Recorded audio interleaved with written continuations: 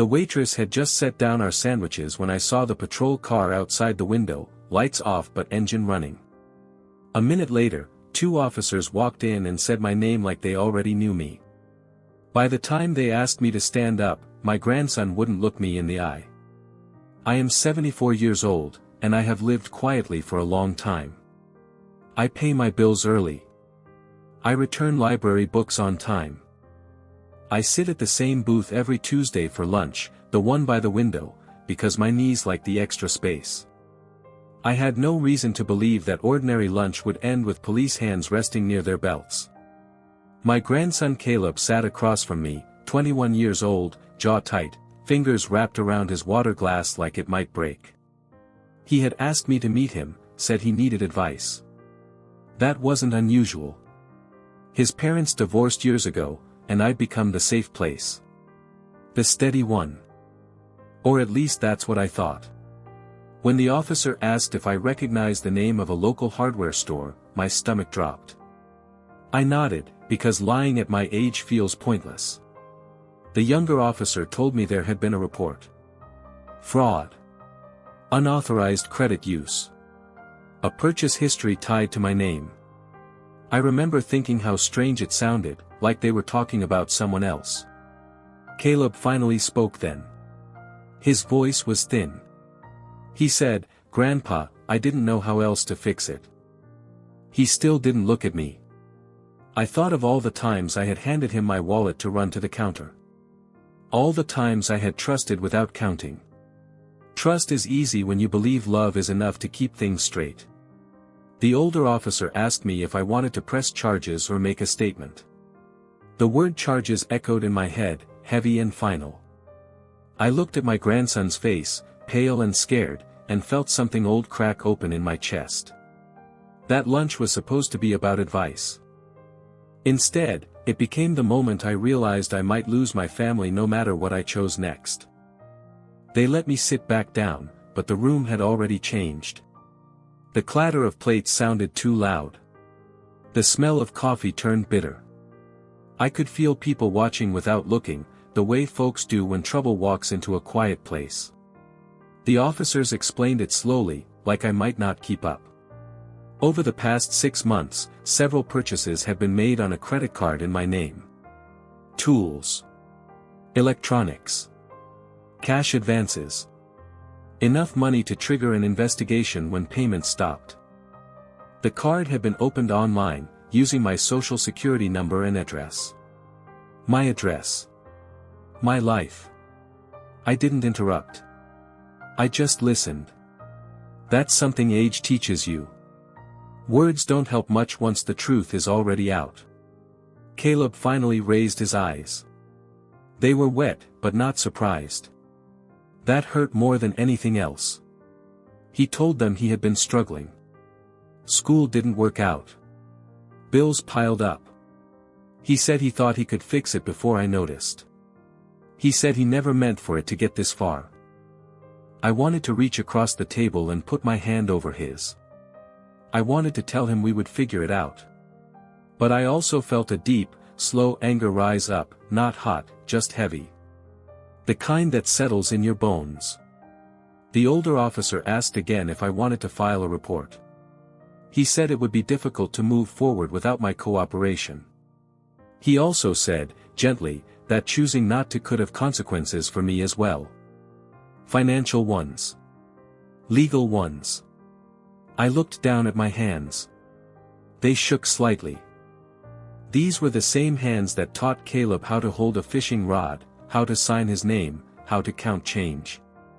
Somewhere along the line, I had also taught him that I would always clean up the mess. I told the officers I needed time. They nodded. They were polite. Too polite for how serious it was. When they left, Caleb broke down. He said he was sorry over and over, the words tumbling out like they could build a bridge back to where we were an hour ago. I listened until he ran out of breath. Then I told him the truth. I said I loved him, but love didn't erase what he'd done. I said this wasn't just about money. It was about trust, and trust doesn't grow back fast once it's cut. He stared at his untouched sandwich like it might give him answers.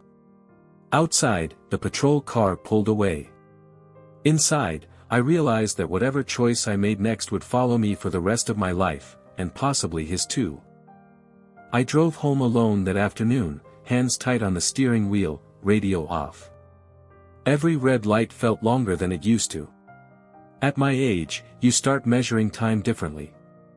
Not in years, but in chances. How many are left? How many you can afford to waste? When I got home, there was a notice taped crookedly to my door. Certified mail. Bank logo. I didn't open it right away. I stood there in the hallway, coat still on, listening to the quiet of my house. No television. No voices. Just the faint hum of the refrigerator and my own breathing. The letter confirmed what the officers had warned me about. My account was frozen pending investigation. Automatic payments suspended. A review scheduled. Words like liability and potential charges printed in clean black ink. It felt strange seeing my life reduced to formal language. That night, Caleb called me 12 times. I didn't answer. Not because I didn't care, but because I needed to hear my own thoughts for once. Regret can be loud if you let it talk non-stop. I slept badly.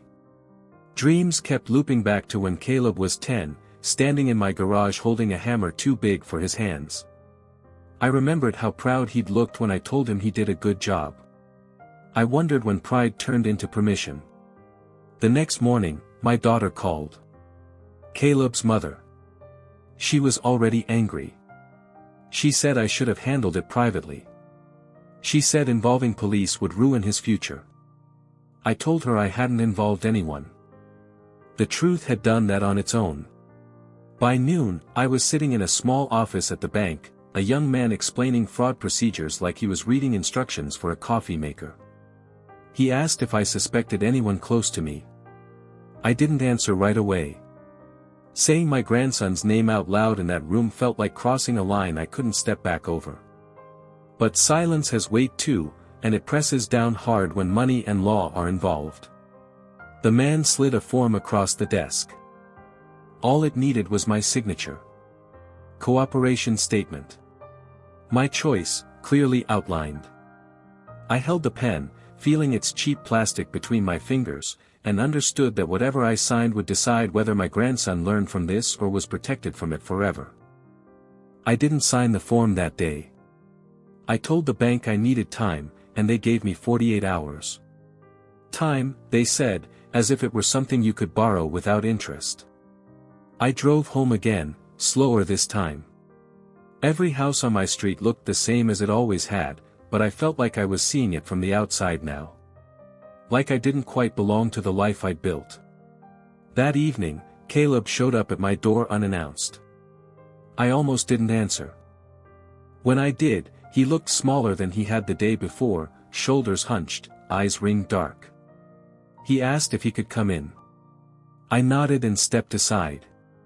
We sat at the kitchen table where he used to do homework. The same table where I'd signed permission slips and birthday cards. He told me everything then. How it started small. One purchase. One payment he thought he could cover. Then another. He said panic took over after that. Panic and shame. I listened without interrupting. I told myself this was what responsibility sounded like. Owning the story without dressing it up. When he finished, he asked me what I was going to do. His voice cracked on the word do. I told him I didn't know yet. That answer didn't satisfy him. Fear never likes uncertainty. He asked me not to ruin his life. He said jail would destroy him. I told him quietly that what destroys people isn't consequences. It's pretending they don't exist. He left after that, eyes down, apology hanging in the air like smoke. I cleaned the kitchen even though it was already clean. Old habit. Something to do with my hands. Later that night, I sat alone in the living room and opened a drawer I hadn't touched in years. Inside were old documents. Wills. Insurance papers. Emergency contacts. I realized how vulnerable I'd made myself by trusting without limits. I thought about what kind of man I had tried to be my whole life. Fair. Steady. Someone who didn't run from hard things.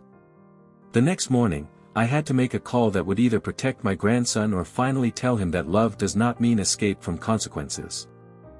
I made the call just after sunrise. My voice sounded older than I felt, but steady. I told the bank I would cooperate fully. I gave them Caleb's name. I spelled it out slowly, like it hurt less that way. They thanked me for my honesty. That word followed me around all day like a shadow. By afternoon, the police came back, this time to my house. No sirens.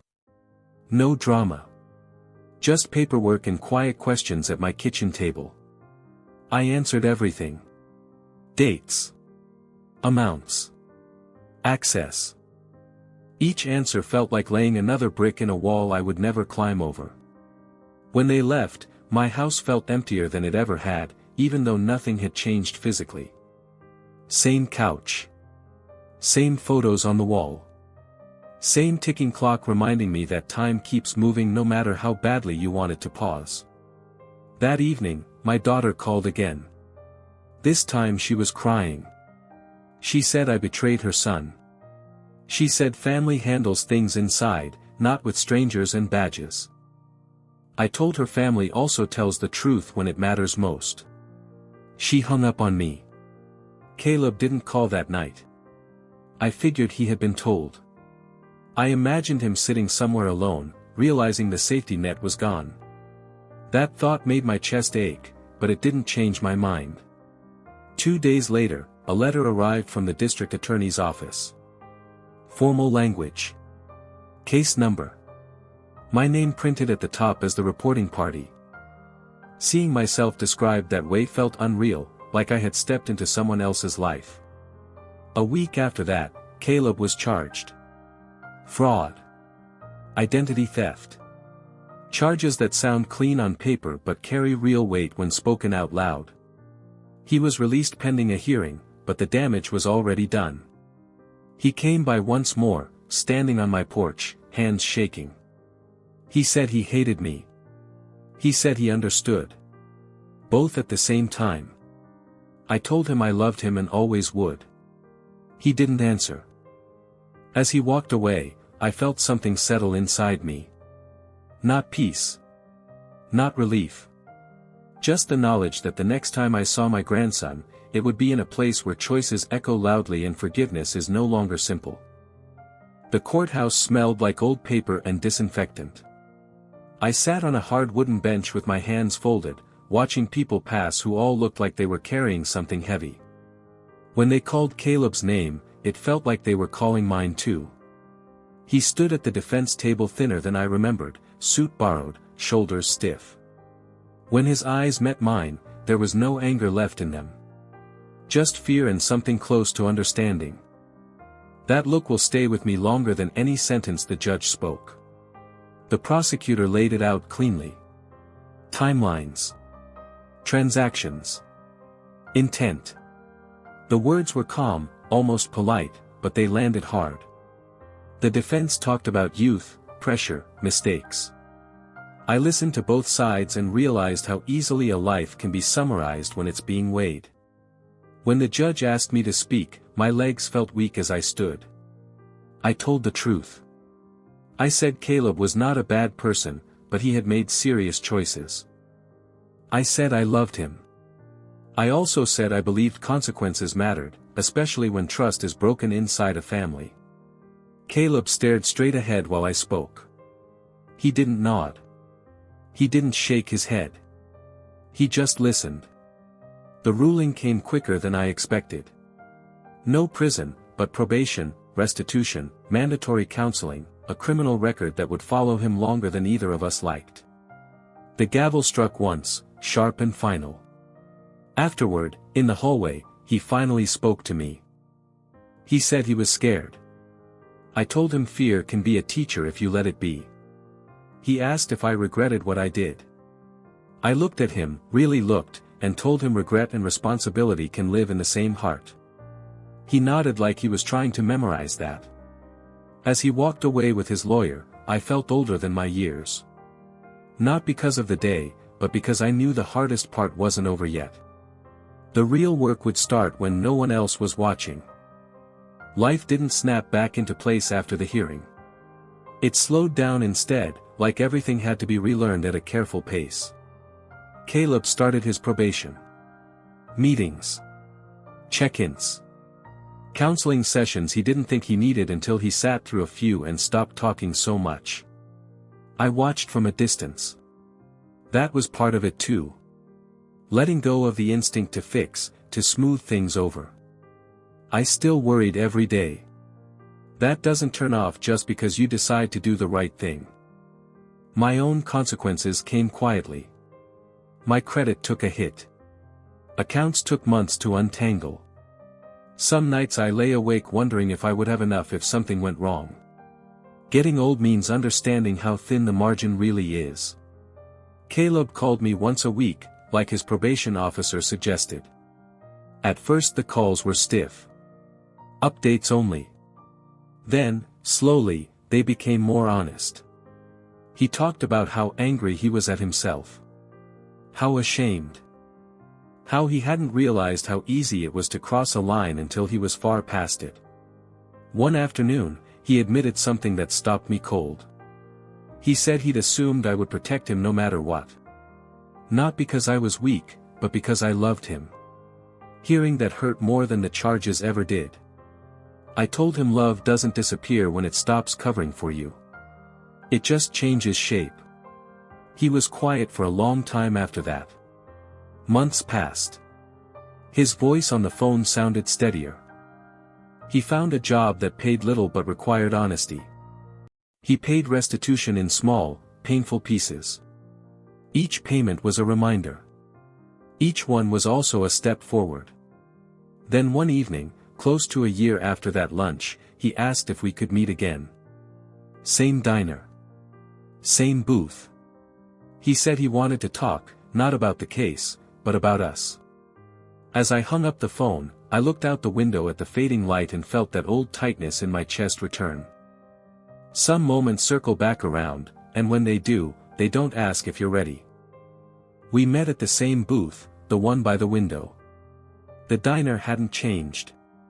Same cracked vinyl seats. Same waitress who called everyone honey. But we had. I could feel it in the space between us before a word was spoken. Caleb looked older. Not in years, but in posture. He ordered coffee instead of soda.